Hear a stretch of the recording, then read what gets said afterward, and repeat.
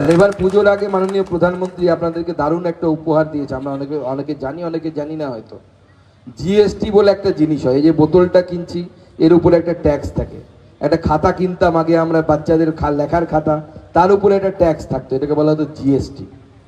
তো আমাদের প্রধানমন্ত্রী পুজোর আগে ঠিক করে মহালয়ার দিন থেকে সব জিএসটিকে কমিয়ে দেওয়া হবে। কেমন? যেমন আগে খাতাতে জিএসটি ছিল, খাতা কিনতে গেলে সেই জিএসটি এখন করে দেওয়া হয়েছে 0। অর্থাৎ খাতার উপরে আগে 10 টাকার যদি খাতা হতো, 5 টাকা ট্যাক্স হলে 10 আর যোগ 5 15 টাকা দিতে হতো।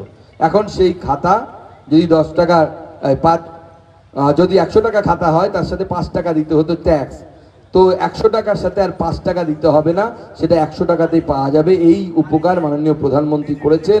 এছাড়া এই ধরনের উপহার আপনাদের জন্য, সেজন্য সকলকে আমি অনুরোধ করব মাননীয় প্রধানমন্ত্রীর জন্য জিএসটিতে এই ছাড় দেওয়ার জন্য। সব জিনিসের দাম কমছে, মোবাইল থেকে শুরু করে মোটরসাইকেল থেকে শুরু করে ট্রাক্টর থেকে শুরু করে সমস্ত জিনিসের উপরে ট্যাক্স মাননীয় প্রধানমন্ত্রী কমিয়ে দিয়েছেন। একবার জোরে হাততালি দিয়ে মাননীয় প্রধানমন্ত্রীকে আপনাদের তরফ থেকে ধন্যবাদ জানাবেন।